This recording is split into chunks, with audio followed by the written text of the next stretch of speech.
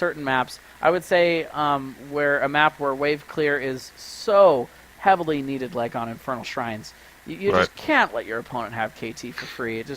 He's just too powerful a hero in general, and he has too much wave clear to be able to contribute to this map. Same with Zol. He's got good solid wave clear. He's got good pressure to be able to put with these Punishers.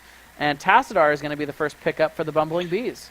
It's interesting to see that because you usually see Tacit a little bit down later in the draft, and we see Game of Thrones response to that with the Joanna pick, which you know, you don't ever necessarily don't see her pick this high, but I understand why they want to do that right now. Arguably one of the best tanks in the game, has the best lane clearing ability of all the tanks in the game. So I understand why they want to pick her right at the top here. And they come out with the Sylvanas, one of your favorite characters. I'll let you talk about that, but an excellent pick. Always love Sylvanas on pretty much any map, but this one particularly. We saw this yesterday in one of these Division 1 matches on Infernal Shrines, where Sylvanas is just such a good pushing presence with these Punishers, able to shut down these turrets, able to shut down the keeps, the forts, and just give the Punishers a little bit of breathing room to be able to get their siege damage out, which is what they're supposed to be able to do. Absolutely. And yesterday we had a match with Sylvanas on the same exact match, and the very first Punisher was able to push through the tower, push through the next wall, the inner wall, and kill the turret all under 5 minutes. And that was the power of Sylvanas that allowed that to happen. And it really just the way they played it with clearing out those walls before catching it. It was very interesting to see because there were 4 Punishers. They captured all 4 of those. Each one took out a lane's keep, and then the 4th one they pushed with the core and won the game. So it was just that simple. They just utilized that. Meanwhile, Muradin coming out for the Bumbling Bees, looking to maybe pick up a tank here, as Game of Thrones has already picked up Johanna. So at this point, they could decide to apply that tank chokehold if the Bumbling Bees decided not to pick one up here. So they're going to get really the tank that makes the most sense, maybe other than ETC. I think Muradin actually has a little bit more wave clear and is a little bit more valuable on this map. And then Rhaegar, classic pick, one of the best healers in the game. Setting up the Bumbling Bees to maybe be able to set up a healer ban, take one good healer away from Game of Thrones in this next ban phase, and limit their options, as they can't, they've already picked Tassadar, they've already got Rhaegar, they've got their 2 supports, so they can create this chokehold here against Game of Thrones. Absolutely, and we see the Illidan ban. Not surprised to see here is one of the most versatile and divey heroes in the game, with a tremendous amount of dive in and escape. So no surprise seeing that Illidan ban. But right now, Bumbling Bee is showing that they're going dual support here.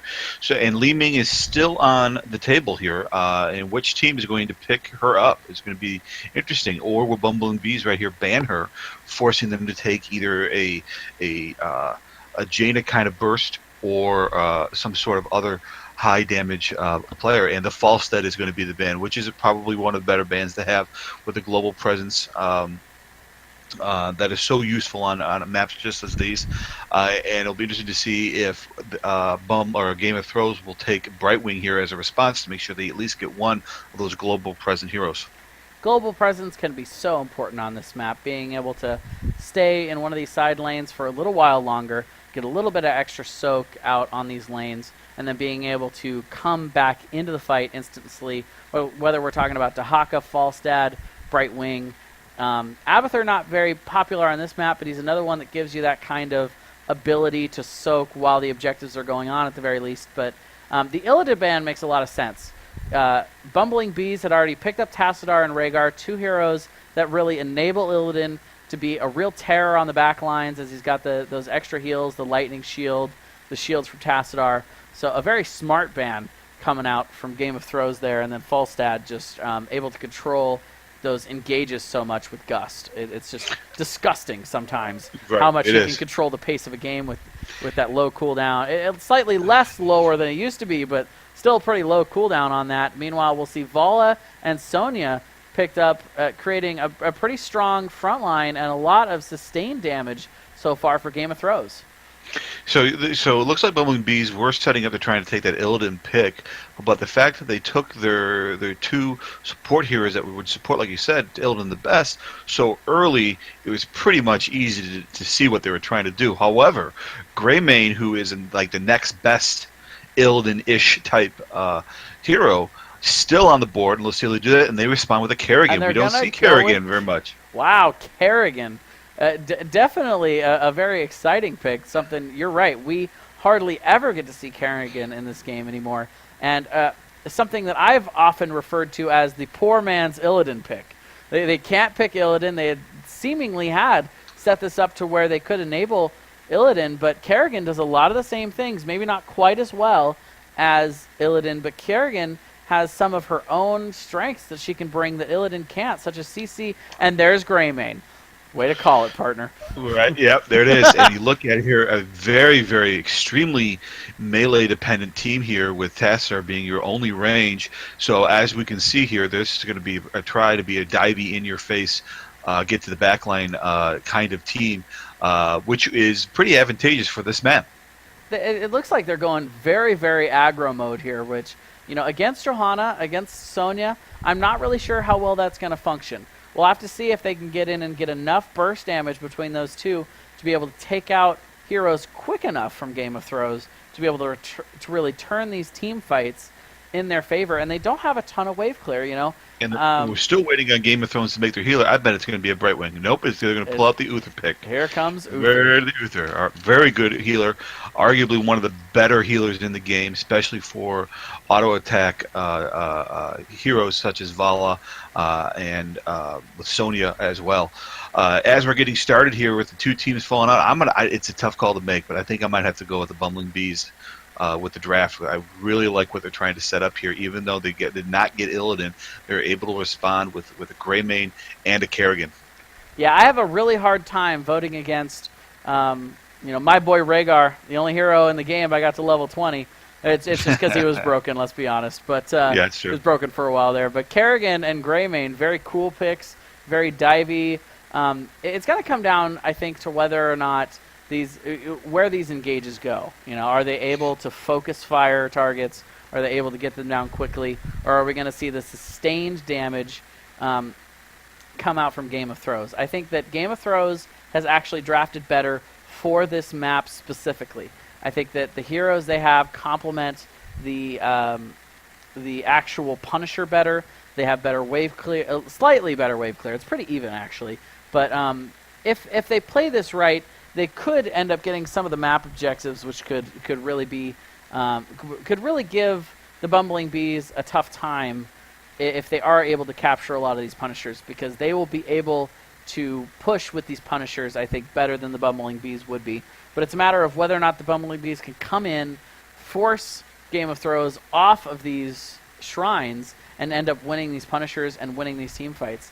It's going to be interesting because they should have more sustain in terms of Rhaegar and Tassadar, the dual healer style, but meanwhile, Game of Thrones are going to have more damage. So can they focus fire down either Kerrigan or Greymane as they try and dive in before Rhaegar and Tassadar are able to save them? I think here that Bumbling Bees is built for a team that's going to look for the ganks. Game of Thrones is going to need to be a little bit defensive, or at least aware of where the Bumbling Bees are at. And as we're seeing it, they really don't have any way of enhancing that vision. And so we're going to see how these two teams are going to match up. So right now in this Division 1 play, we have the Bumbling Bees sitting at 3-4 within the division, and Game of Thrones also sitting at 3-4. So again, these two teams are looking for a win here to take them back up to 500. So I would not be surprised to see that both teams, not just the Bumbling Bees, be pretty aggressive in this match. Absolutely. I'm going to work on just a little bit of... looks like I have a little bit of... sizing issues going here on OBS, so I apologize for that. Let me go ahead and fix that real quick. But we are loading into here to Infernal Shrines. We're going to see the Bumbling Bees are going to be your blue team on the left, and Game of Thrones are going to be the red team on the right side of the map as we load in this Division 1 match. We want to thank the teams for coming out today, making it on time, and giving us something to cast, quite frankly. We've 3 for 3 so far. No no-shows all day long. That's right. It's been a good streak. Last night we had a couple or one team that didn't show, and then we had a pretty major uh, issue with drops and things like that. So yeah, so far so good, looking really well here. And here we are, starting here. So starting up on the blue team, Kerrigan is going to be with Regulus. Greymane is Azumi.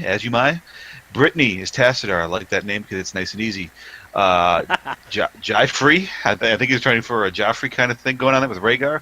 Oh, and Paranormalcy on Muradin. Well, that doesn't fit. Joffrey should be on Game of Thrones. But anyway, I know. Uther will be being played by Death Toxic today. Kill Calm will be Johanna. I'm thinking Apple Eater will be playing Vala here. Sonya is going to be played by Ralph Stew, and Sylvanas is going to be being played by Shellweck. Are both teams and here? See, how Greymane's going to be built now that the Wave Clear cocktail build has pretty much been nerfed to oblivion. The standard build now is more of an auto attack-y range build. We'll see how Greymane builds with this. Yeah, we've seen a lot of different adjustments to Greymane when they did nerf that cocktail talent, but on this map, Wave Clear kind of a premium, as we do see a little bit of a skirmish going on here in the mid. Sonya getting caught out a little bit by these combos. Kerrigan getting in there with that stun, but not quite enough to take out Sonya, but it is going to be enough to force them back to tap the sippy cup. Absolutely, and Greymane is kind of the character that kind of sort of ranges until you can dive in and insta-kill somebody. So we see a lot of players try to dive in first with Greymane rather than going for more of a range look first until their opponent is low enough to just dive in and then just dive right back out. Yeah, so far not a whole lot of big action going on here. We do see a nice rotation going back and forth here by the Bumbling Bees, trying to get a little bit of pressure on each of these lanes, maybe trying to catch somebody out a little bit here, as Uther is going to get caught out a little bit. He's going to get hit by that stun combo, and it looks like he is going to end up losing his life here. Kerrigan nailing that combo, Greymane getting in on it, and the four of them able to take them down. However, Sylvanas down in this bottom lane has been left completely alone. She's going to end up clearing this wave, and we'll have to see whether or not she wants to put any damage on this. It looks like she's actually going to start her rotation up to the top lane as the Shrine is activated. Absolutely. It looks like even though Uther did go down there, the XP is relatively the same here. However, Bumbling Bees in at the altar first and trying to start some sort of a little small team fight in the bush. Yeah, and as these teams start to rotate up, they're going to get a little bit of an advantage here, are the Bumbling Bees here. 12-1 so far on these creeps. But they will take the fight a little bit out here. Rhaegar not down here with them to continue this sustain, and they are going to be pushed off of this objective and out of this lane. They're going to be forced to go back and at least tap the sippy cup, which could end up being a disadvantage later. But the re-engagement is going to occur here with Greymane jumping in, but the Bumbling Bees yet again being knocked to very, very low health here. Sonya also a little bit low, but the first two to go down are going to be Muradin and Kerrigan. That front line taking a lot of damage. And you see here that was a classic way of Game of Thrones knowing exactly which way they're going to come in there in that very first steam bush. And if Bumbling Bees would have taken another route, like maybe to the second steam bush to the right there, or all the way to the far right edge, instead of coming in on their side, they might have been able to catch Game of Thrones off a little bit, but instead they came right in a very predictable manner and got completely blown up, and they're going to lose this particular Punisher.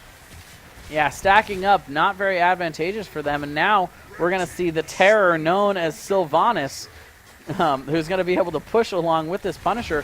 The gate is not down yet, so they will be able to just barely pull it over the wall to get a little bit of extra damage here, but because these front wall turrets are shut down by Sylvanas, they're not going to get as much damage out on this Punisher as you'd normally expect. Absolutely, and it's a shame to see that they went right after the cannons. That's understandable that Sylvanas would have hit the cannons first, but the rest of the team should have been hitting that wall down to get in there to help support that Punisher. However, they still might be able to get this tower down. Yeah, at the very least, they're getting a heck of a lot of damage out on the keep, but the re-engagement is going to come as Kerrigan jumps in, and they're going to push them back just before this go down. The minion wave is going to come in. We'll have to see whether or not they're able to take care of this, but they will get Johanna before she's able to get away, and it's going to be a photo finish. Wow. It's going to leave this fort completely sneezable, but they will end up defending the fort. Absolutely. It was a nice job of Bumbling Bees coming in after they healed up and looking in the ruins and coming in and taking down that Punisher, and on top of that, getting a kill from off of Joanna. Yeah, it's going to definitely negate some of that XP lead that they have here, where Game of Thrones does have almost a level lead, a little over half at this point, actually. They're able to grab that first camp, this Khazra camp, from their side on the right below the mid lane here. But Bumbling Bees are going to be able to get in here and clean it up pretty quickly. That 4-man Rome squad just being able to annihilate things as they go around here. And I'm thinking right now Game of Thrones is having a little bit of a tough time getting in to engage this, knowing that at any time they could be hit by this Kerrigan combo. Right there, Vala gets to taste it firsthand. Hit by that combo, and then Greymane able to jump in and follow it up. Pretty neat combo. And we're seeing the other team telling Uther to get back, and they got to play defensively, knowing that these guys are about. This is where communication within the team is absolutely critical here, telling the team, hey, they're coming up, or they're moving down to bot lane, or they're coming mid, because of that combo is so devastating with that Greymane and Kerrigan ability combo that they have. And what I would like to see Game of Thrones do is try to get some of these camps before the altar comes up, which is a very smart strategy, just like Bumbling Bees did. Yeah, pretty smart capture there, which is going to either cause Game of Thrones to have this camp pushing in the mid lane for the entire duration of this fight over the shrine, or is going to force them to go up and answer to it, and ultimately not be able to put all their resources into the shrine. It looks like at this point they're going to elect to go ahead and go in on the shrine, which I think is pretty smart. You know, at the end of the day, if they get a little bit of push out here in the mid from this Khazra camp, it's not going to be the end of the world, but their whole strategy is based around being able to capture these and push them with Sylvanas. So they're going to take a huge advantage here, only needing 5 more, but then in a brilliant strategy here, they're going to back out. They're going to slow up their capture of this so they have an opportunity to clear up this mid. And Sylvanas and Uther look like they're still going to get down here in time to really get the meat of this engagement on this fort. And now we're seeing Game of Thrones being able to push with their first Punisher, and the wall's already down, and they're able to come in and help support that Punisher and make sure that they get this keep down along with, the tower down along with the cannon next to it, and they might be able to get the inner wall down if they're able to play this right. Yeah, they're going to continue to push in here as everybody's got their ultimates picked up. So far, not seeing anything too out of the ordinary, but we are going to see as they start to push in here, the Punisher gets a little bit distracted with Rhaegar, who seemingly was trying to get a dive in there, but they're going to dive in super hard on Vala here. The Wailing Arrow does come out, but it's a little bit too late to do a whole lot. Meanwhile, the Bumbling Bees are chasing in here after Game of Thrones. They're not letting them get away. No, they're not, and Throws got a little bit too close to that wall, and that combo comes right into that Kerrigan ult, and the chase was on. They're lucky they only sustained 2 kills there. Meanwhile, the Arcane Punisher is still pushing. He is going to take out the entire front wall there, but it looks like at this point, Bumbling Bees is pretty happy with the defense they had. They're going to go start to paint the map blue rather than worry about cleaning up the Punisher. Figure they just let the structures do that. They did a nice job. The keep still stands pretty fresh. However, that inner wall is down, which will be a bit of a concern as we move forward here. But all in all, considering how this Punisher started, not too terrible. Yeah, it seems like with this Kerrigan and Greymane combo, they have set up a nice answer for the poke potential and the seed potential coming out of Game of Thrones so far. And I really like what they're trying to do here, the Bumbling Bees here. You know, a lot of teams would go after some camps or do these things, play defensively, but they're playing to their comp. They're looking for those ganks, coming around behind Vala right here, arguably about to get this kill, even though she does come out with her strafe, and the chase is on, and here's Greymane able to take care of her. And now they're going to be looking for the next kill. Yeah, it seems like they have the identity of their comp locked down. and they have it focused. They're not losing focus on what they do and where their strengths are, where, Muradin constantly roaming around looking for where the enemy team is to start these engages, and the rest of the team just filing in and getting ready to try and find anybody they do catch out. They're going to clean up this camp that Game of Thrones had invaded and captured, and they're just going to continue roaming together as a team, looking for these ganks. Absolutely, it's a very, very smart play, and a lot of teams just don't necessarily team up when you're supposed to. Especially right now, we're hitting the mid-game part, where this third altar is going to play a very important role here, and Bumbling Bees are doing a real nice job of making sure they travel together, not get caught out, and they're actually going to let the Game of Thrones here start this altar, and let's see how Bumbling Bees responds to this. Yeah, if there is anyone Achilles' heel I've seen so far from the Bumbling Bees, is they're not making very aggressive rotations to try and capture these map objectives. So far, 2 Punishers have gone in the way of Game of Thrones. This time they are going to come back into it, though. A big Wailing Arrow is going to hit quite a few members of the Bumbling Bees. However, the return kill is going to come on Uther, and a huge Ancestral is going to get out to save Kerrigan. Kerrigan is going to turn around and start doing a lot of damage to Sonya. She's going to end up taking down Sonya, and Kerrigan is going to end up turning this fight around, all because of that Ancestral. And we might see a team wipe here with Vala only left, and we do get a team wipe. The entire Game of Thrones team is down, even though Bumbling Bees did take an initial Muradin death, and they were able to turn this around and get a complete team wipe. This particular Punisher will be theirs.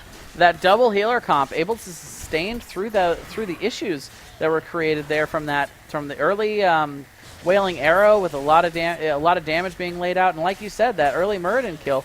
But Kerrigan able to do it pretty much by herself in a lot of ways there. After she had gotten healed up, she had been the focus target, it seemed like. But after that Ancestral came out, she just started tearing into people. It's absolutely, and then even though we don't see her very much, we're seeing what Kerrigan can do in an organized team effort with here. And even though they got banned out of Illidan, Bumbling Beast made a nice pick with that Kerrigan pick. Absolutely, and at this point, I'm not even sure Illidan would be able to do a lot of the things that Kerrigan's doing. But as they start to push up on this tower, they are being very aggressive with these rotations. They are going to get in here. They're going to kill Vala again. They're going to catch Johanna out. They're going to take down Uther. Uther's going to be able to provide a little bit of healing from his passive, even after his death here. But ultimately, all 5 members of the Bumbling Bees are still up. The Punishers still got a decent amount of health there. They will bait it over the wall, but the wall's going to go down, and they're going to get some damage in on this keep before this is over.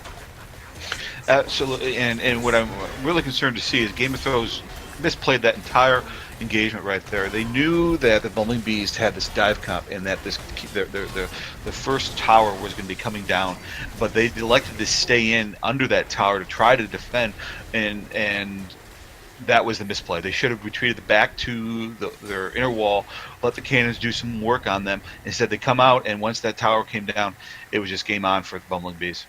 Yeah, and I've been talking all match about how it seems to me like Game of Thrones has a better better answer to be able to support the Punisher. But the way the Punisher can tend to overextend, the way he jumps in, deals a lot of damage, but stuns the enemy team and ends up taking a lot of damage. It could be that with Greymane and Kerrigan as this big dive team, they actually have a pretty good engage potential to go along with the Punisher when it overextends, support him, and get kills out of it. I'm really liking to see what the Bumbling Bees are doing, taking advantage of every little misstep that the Game of Thrones do. If somebody's caught out, Bumbling Bees are not afraid to try to capitalize on that. And it's just not just Kerrigan diving in or Greymane. It's usually 3 or 4 of them, if not all 5 of them, working well together, going in on that misplay by the other team. Yeah, so showing a lot of synergy on these ganks and on these kills. And so far, the kill count is really showing here. 15 kills for the side of Bumbling Bees to only 3 kills from Game of Thrones so far. The only thing that I feel like really is keeping them in this match is, like I said, they've built a comp that is pretty decent on this map and has the ability to get a lot of work done with the map objectives. So that's kept them in it. But so far, a 2-level lead for Bumbling Bees. and the first keep down of the game, of course, in that top keep. So right now, it looks like Game of Thrones is going to have to change something about how they're playing if they want to turn this one around. Absolutely, and I really like what the Bumbling Bees are doing here, getting this camp before they go into the altars and making sure that they knock down the other team's mercenary camp that is in the same lane, so that their camp has a free reign to push all the way to the core. Absolutely. That top lane is going to end up being a mess for Game of Thrones if they don't answer this. They are, yet again, going to make a very aggressive rotation into the objective first. But here come the Bumbling Bees. They're going to come in. They're going to push them off of this. And right now, a very tentative Game of Thrones. I'm a little worried about how they're in this chokehold. Eventually, they're going to have to push out into here if they really want to make this team fight happen. And they're 2 levels down, too, as well, so we'll see how this plans out. They're trying. The strafe comes out. A lot of damage being laid down, but ultimately the stuns are going to come out, and Johanna is going to get blown up. The Ancestral coming out, and yet again, saving Kerrigan, bringing her all the way back to full, and the chase is on yet again.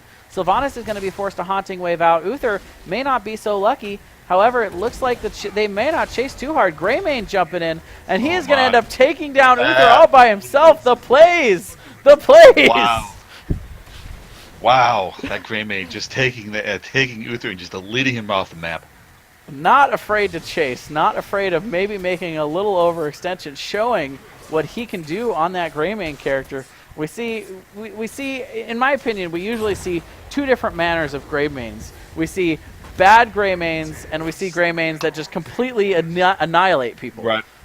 And it looks like Asuni took that attack speed build, auto attack build for Greymane here with that classic wolf heart into Eyes of the Dark, Quicksilver bullets into Go for the Throat, on the prowl, and then Relentless Predator as well. And it looks like right away the Punisher is getting in here, and a huge stun combo coming out for Kerrigan, and they are going to get Sonya and Johanna down once again as they knock this wall down. As you referenced earlier, just completely ignoring the cannons, focusing on the wall so they can get in here with the Punisher, and they are going to make sure that Game of Thrones gets punished for getting up so close to that wall, the Tassadar wall, zoning out some of the teams so they can't come in, and this could be Game Plague. This absolutely could be. With 3 down for Game of Thrones and all 5 up for Bumbling Bees, there's not going to be a whole lot of a response here from the Game of Thrones, and this is going to be the GG, and there's GG's coming out, and I'm going to call it too. Oh, you and your button. The I fact like that Blizzard lets you buy that is just a crime in and of itself. That's true. She didn't really have a say in it. Oh, but an absolutely incredible game coming out of the Bumbling Bees. That just the combos, just the relentless pressure that they would put on in every team fight. Every time they found any enemy, whether it was a team fight, whether it was a solo person in lane, that 4-man rotation would just collapse on people, and they got kills. They got kills so fast that they were able to turn those fights around. They were able to take out 1 or 2 of the damage dealers from Game of Thrones and just make those fights impossible. Game of Thrones would feel that. They would feel, oh, well, we only have 3 members left on our team. There's no way we can turn this fight around. They would have to turn around and end up leaving. Right. And when we take a look at the numbers here at the end here, Greymane with top siege at 101k and top hero damage throughout the entire match, not just only for his team, with 53k. And you got to respect what Game of Thrones did try to respond to those picks with more of the tankier look with the Sonya, Johanna, and Uther. However, it just wasn't enough. They didn't have a Brightwing to do any polymorphing, and Joe's blind, who you'd think would be enough of an ability to help shut those guys down. It just wasn't there. I really liked what they were trying to do as Game of Thrones. They tried to make a team around the map, but in doing so, they kind of neglected building the counters against their opponent. And we see the result in here with 21 kills going to Bumbling Bees to only 3 kills going to the Game of Thrones. Yeah, what I respect a lot about the Bumbling Bees, but in both teams in general, just goes to show you don't have to have Li Ming in order to be able to burst people down. Greymane and Kerrigan just got so much burst damage out. They were able to just delete a couple of people off the team so quickly. It was shocking. Now that I actually look up at the draft board, I neglected this earlier, but Li Ming didn't even appear in this draft at all. No, didn't at all.